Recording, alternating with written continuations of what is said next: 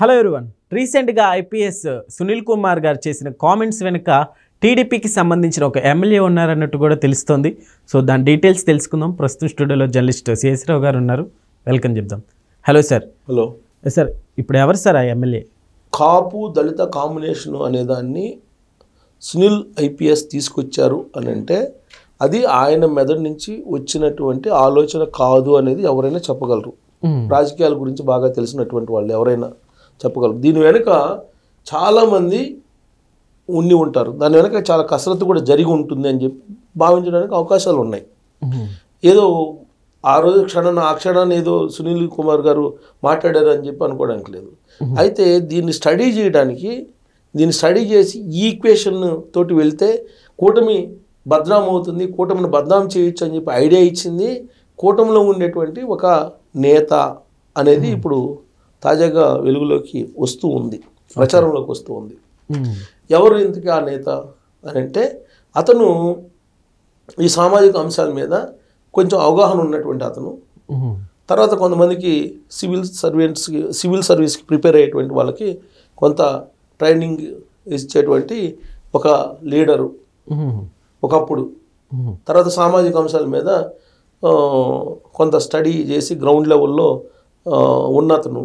అలాగే అమరావతి రైతులకి నేనున్నాను అని చెప్పి ముందుకు వచ్చి ఆ పోరాటాన్ని తన అధికారం కోసం, భవిష్యత్తు కోసం, ఆర్థిక స్వావలంబన కోసం ఉపయోగించుకున్నటువంటి నేత సార్. యాక్చువల్లీ ఇప్పుడు కూడా అంటే అధికారంలో ఉన్నట్లే ఆల్మోస్ట్. ఆయన అంత అవసరం ఏంటంటారు ఇప్పుడు అలా ఈ వ్యూహంలో? ప్రభుత్వం మీదనే దండయాత్రను ప్రారంభించారు ఆయన. నేటి ప్రభుత్వం మీదనే దండయాత్ర ప్రయత్నం చేసి సంయమనంగా ఉండేటువంటి చంద్రబాబు నాయుడు గారిని, ఎంతో సమతుల్యంగా ఆలోచించే చంద్రబాబు నాయుడు గారిని ఇరిటేట్ చేసినటువంటి లీడర్ ఆయన.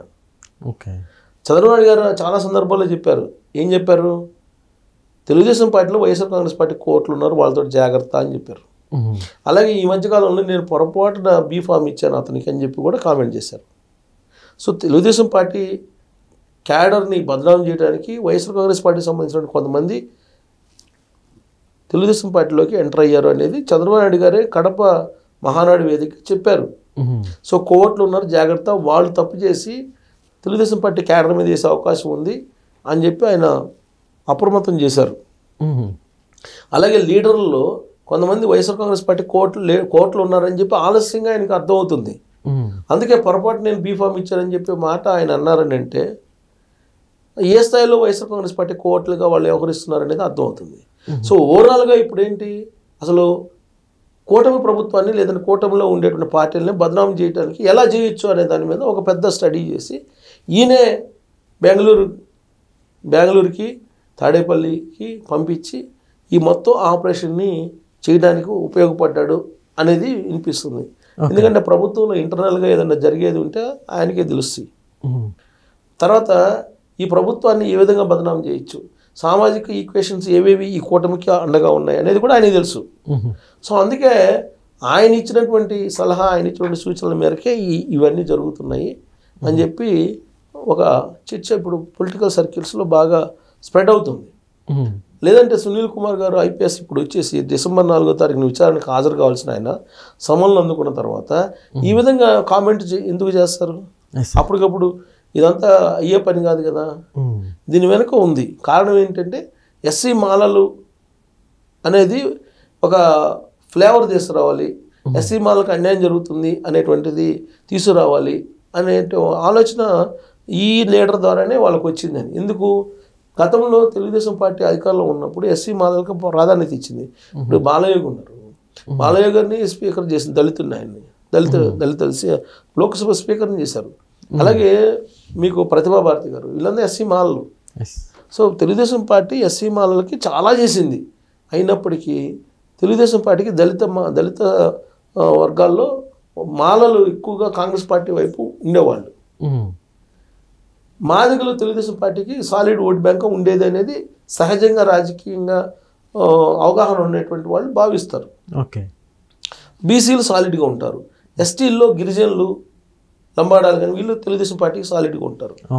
సో ఎటొచ్చి మీకు ఓవరాల్గా ఒక అభిప్రాయం ఏంటంటే బ్రాహ్మిన్స్, ఓకే, ఎస్సీ మాల అలాగే రెడ్డి. ఈ 3 కాంబినేషన్స్ కాంగ్రెస్ పార్టీకి అనాదిగా ఉండేది అని. ఆ తర్వాత మారిపోయింది. తర్వాత మారిపోయింది సిచ్యువేషన్. ఇప్పుడు రెడ్డిస్ అనేది ఇప్పుడు వైఎస్ఆర్ కాంగ్రెస్ పార్టీకి ఎక్కువ ఉంటారనేది ఒక ఈక్వేషన్. ఎందుకు? కాంగ్రెస్ పార్టీ నుంచి వాళ్ళు రాజకీయం చేసుకుంటూ వచ్చారు. ఆ కాంగ్రెస్ పార్టీ ప్రతిరూపమే YSR Congress party. So YSR Congress party వైపు ర్యాలీ అయ్యారు. ఆ తర్వాత మళ్ళీ 2024లో తెలుగుదేశం పార్టీ వైపు ర్యాలీ అయ్యారు. ఎందుకు? జగన్మోహన్ రెడ్డి గారు లీడర్గా ఉంటే రెడ్డి సామాజిక వర్గానికే బ్యాడ్ నేమ్ వస్తుంది అనేటువంటి ఫీలింగ్లో ఆ సామాజిక వర్గంలో ఉండేటువంటి వాళ్ళు కొంతమంది ఉన్నారు. ఓకే. ఇప్పుడు విజయసాయి రెడ్డి గారు ఏం చెప్పారు? జగన్మోహన్ రెడ్డి గారితో మనం రాజకీయాలు చేయలేమని చెప్పారు. వేమిరెడ్డి ప్రభాకర్ రెడ్డి గారు నెల్లూరు ఎంపీ ఉన్నారు. ఆయన కూడా అదే భావనతో ఉన్నారు. అంటే జగన్మోహన్ రెడ్డి గారు అసలు రెడ్డే కాదు, రెడ్డి సామాజిక వర్గం పరంగా అనేది వాళ్ళు మన రెడ్లకి సామాజిక వర్గానికి చెడ్డ పేరు తీసుకొస్తున్నాడు అని చెప్పి అంటారు. అసలు అతను రెడ్డే కాదు అని చెప్పేసి జేసీ బ్రదర్స్ అంటారు. ఇవన్నీ ఉన్నాయి, చాలా ఈక్వేషన్స్ ఉన్నాయి. ఇప్పుడు జనరల్గా ప్రతి వాళ్ళకి ఒక గోత్రం ఉంటుంది. ప్రతి సామాజిక వర్గానికి ఒక గోత్రం ఉంటుంది. రెడ్డి సామాజిక వర్గంలో ఉండేటువంటి వాళ్ళకి అందరికీ గోత్రం ఉంటుంది. మీరు వైఎస్ ఫ్యామిలీకి గోత్రం ఏంటి అనేది చెప్పుకుంటారు చాలామంది. ఇప్పుడు ఇది జేసీ దివాకర్ రెడ్డి, ప్రభాకర్ రెడ్డి అనేక సందర్భాల్లో చెప్పారు. ఏమైనా చాలామంది రాయలసీమలో ఉండేటువంటి వాళ్ళు కూడా వాళ్ళు రెడ్డి సామాజిక వర్గం కాదు అని చెప్పి చెబుతుంటారు. ఓకే. మీడియాలో కూడా చెప్పారు కదా చాలామంది. ఇప్పుడు ఆ ఇంటి పేరు ఎవరికి, ఆ రెడ్డి సామాజిక వర్గంలో ఆ ఇంటి పేరు ఎవరికి లేవు. జనరల్గా ప్రతి క్యాస్ట్లో కూడా ఒక ఇంటి పేరు ఉందంటే చాలామందికి ఉంటుంది ఆ ఇంటి పేరు. కానీ ఇక్కడ వైఎస్ అనేది ఎదుగురి సంధింటి అనేది ఉంటుంది కదా, అది ఎక్కడ ఎవరికి ఉండదు రెడ్డిస్కి. మామూలుగా రెడ్డిస్కి కామన్గా ఇంటి పేర్లు అందరికీ ఉంటాయి, కానీ వీళ్ళ పేర్లు యూనిక్. వైఎస్ అనేది ఎదుగురి సంధింటి అనేది ఒక్కటే, ఇంకా ఆ ఫ్యామిలీ తప్ప ఇంకో ఫ్యామిలీకి లేదు. మరి అదేలా సాధ్యం? గోత్రం ఉందా అని చెప్పి అడుగుతున్నారు ప్రభాకర్ రెడ్డి వాళ్ళు, జేసీ ప్రభాకర్ రెడ్డి వాళ్ళు అనేక సందర్భాలు అడిగారు. సో కాబట్టి ఈ ఈక్వేషన్ తీసుకుంటే కనుక నీకు మళ్ళీ రెడ్డి సామాజిక వర్గం సపరేట్ అవుతుంది. సో ఇవన్నీ స్టడీ చేశారు. స్టడీ చేసిన తర్వాతనే ఇప్పుడు ఇలాంటి ఈక్వేషన్స్ని తీసుకొస్తున్నారు. ఎందుకు? అన్నీ స్ప్లిట్ అయిపోతున్నాయి సామాజిక వర్గం పరంగా. తెలుగుదేశం పార్టీకి జనసేనకి ర్యాలీ అయిపోతున్నారు. సో ఉన్నటువంటి వాళ్ళు జారిపోతున్నారని చెప్పి ఈ కాపు దళిత కాంబినేషన్ తీసుకొస్తే సక్సెస్ అవ్వచ్చు అని చెప్పి కూటమిలో ఉండేటువంటి లీడరే ఇచ్చాడనేది ఒక హింట్. ఇప్పుడు అతను కూడా వైఎస్ఆర్ కాంగ్రెస్ పార్టీకి రాబోయే ఎన్నికల్లో వెళ్ళిపోతారు. ఇప్పుడు కూటమి ప్రభుత్వంలో ఉంటూనే నెక్స్ట్ ఎక్కడికి వెళ్ళాలనే దాని మీద ఆయన ప్లాన్ చేసుకున్నాడు అనేది. అమరావతి రైతుల మహాపాదయాత్రకి ఆయన కీలకంగా ఉండి ఆయన